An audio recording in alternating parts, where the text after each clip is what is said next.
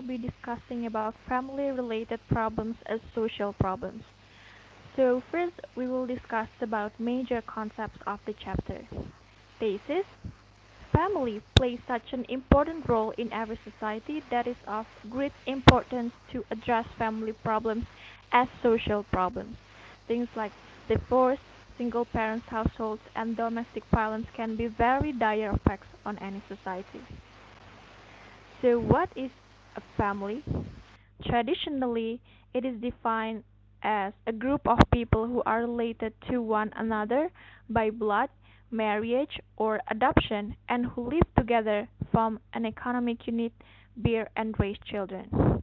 Today, it is defined as incorporate diverse living arrangements and relationships such as single parents households, cohabiting unmarried couples, or living together without marriage, domestic partnership of lesbian or gay couples, and several generations of family members such as grandparent, parent, and child that living under the same roof.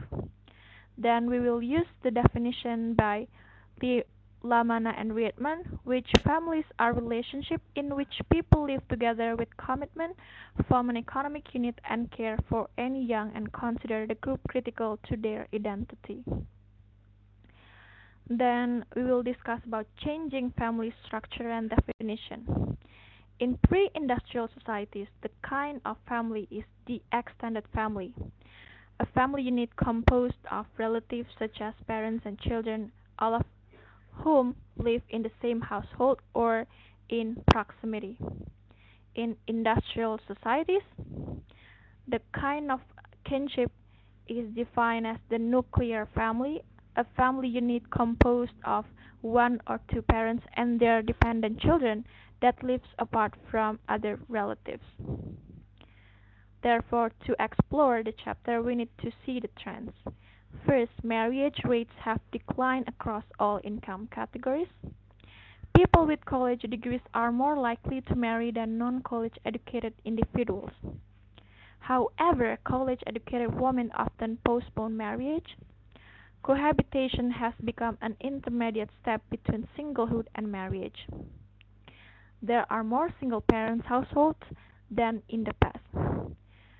Therefore, the question raised might be, does it mean that the family as a social institution is declining?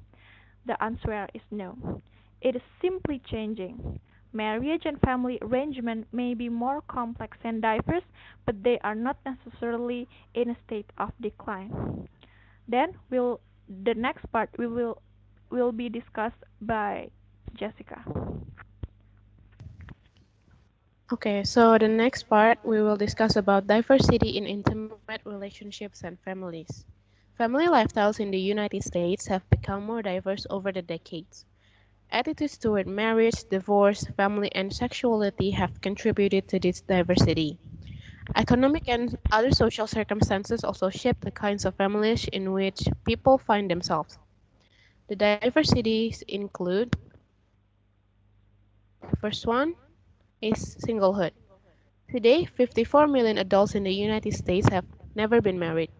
Many people who remain single do so because they believe this lifestyle affords them distinct advantages. The second one is postponing marriage. Young people today are less eager to get married than they were 2 decades ago. Many are remaining single into their late 20s. The median age at which men first get married is 28.2 years, and the median age for women is 26.1 years. The third one is cohabitation. Cohabitation, or what is commonly called living together, refers to relationships in which two people live in the same household and share sexual, emotional, and often economic ties without being legally married. The next one is dual earner marriages. In most nuclear families in the United States in the past, women did not work. Today, the norm is for women to work, and even in families with young children. And then the last one is one parent families.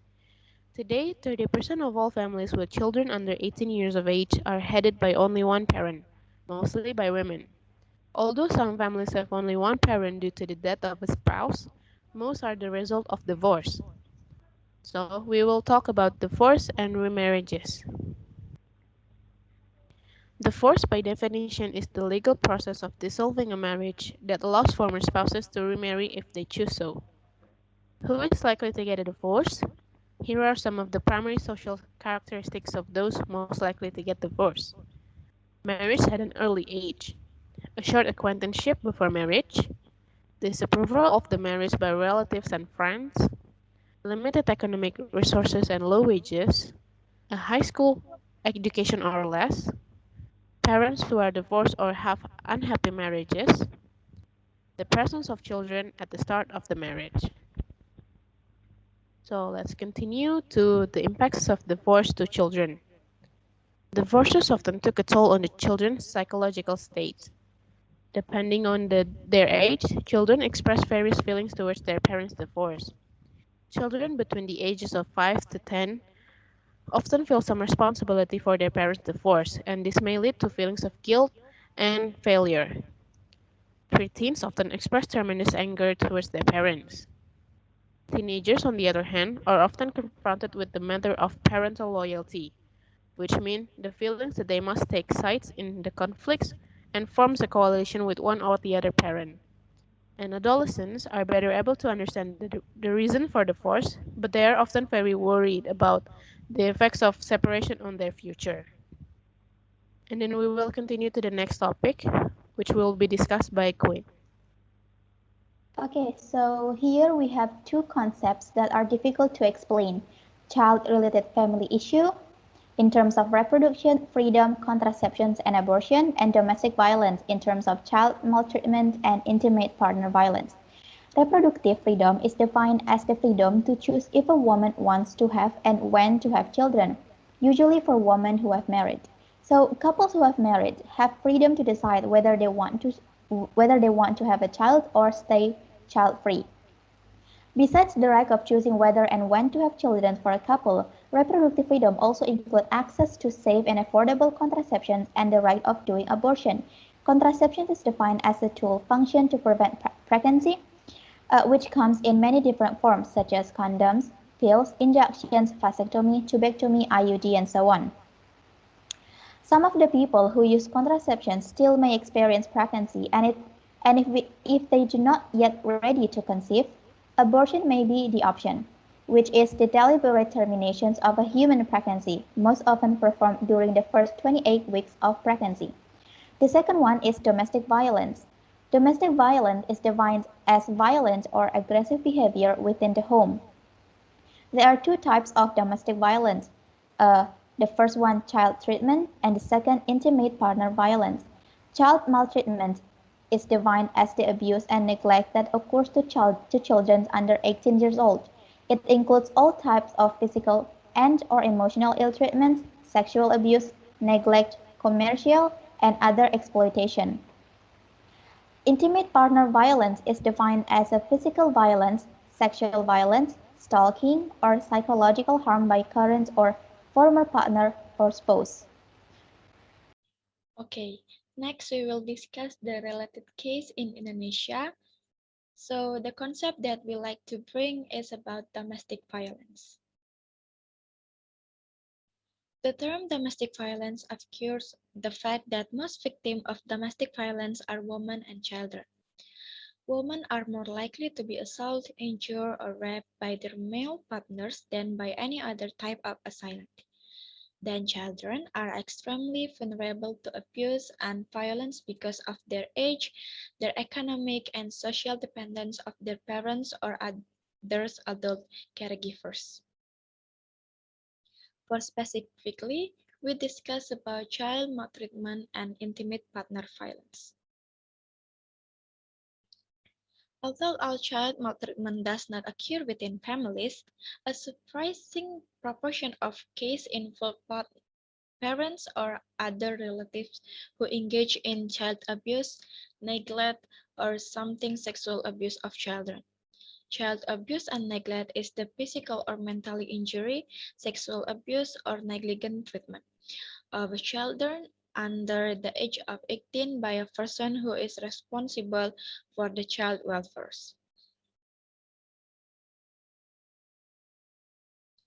For the intimate partner violence, Kendall stated more than 2,300 deaths per year are the result of intimate partner violence, and 70% of these deaths are women around the world. Furthermore, spouse abuse ranges in intensity from slapping, kicking, and hitting with a closed fist to inflicting critical injuries or death.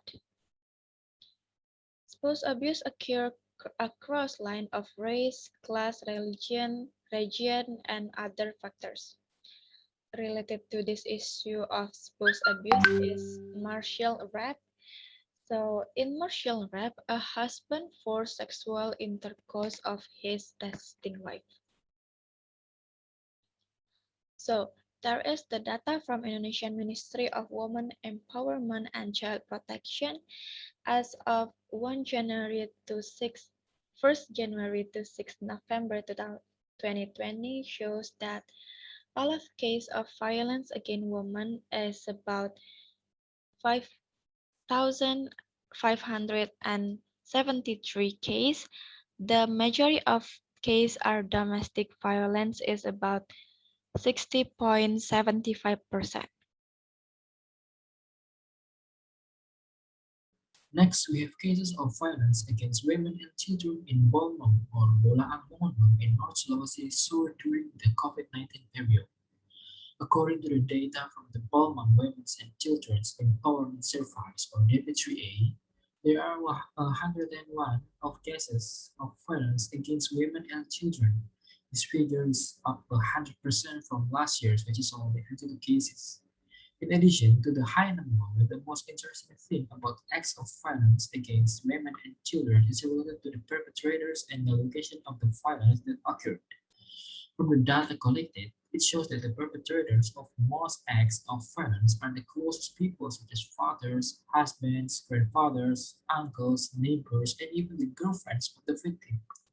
Cases that occur are not only physical violence but also not many appropriate violence to the neglect. The dominant factors causing domestic violence are collective or multifactors. Therefore, the solution needed also consists of many factors and needs to involve many parties. For example, readiness in building a household, maturity of the bride and groom, economic readiness, knowledge of each partner, family environment, social environment, culture, and others. Also, added that the domestic violence resembles a complex and complicated circle of cause and effect, but has a significant impact on children. Now we go to the next slide is about comment and critics using one perspective in family-related problems. Next. Okay, so one of the most important things in the family to maintain and prosper the community and individuals is to strengthen and function of stability and protection in the family, which is contained in the functionalist perspective. Functionalist perspective has a view about family based on Durkheim's and person works, that is, regulating sexual behavior and production, socializing and educating children, providing economics and psychological support, and the last is providing social status. So, based on that view, the family is the front line in upholding the norms and value in society. Therefore, we are offering some solutions to solve the problems explained before. First, among them are straightening or tightening the family relationship as a way to prevent and reduce the problems that occurs in the problem described previously. Next is no sex before marriage, which aims to prevent the marriage by accident. Most of the problems in the family like divorce, domestic violence, caused by because most likely they are not in stable mental conditions. Many things that make them in this condition. It could be middle life crisis, economic conditions, and maybe a bad environment. And to make sure all of the things run well, we have to get married in the right age, which is no early marriage. That's all from us, and thank you for watching.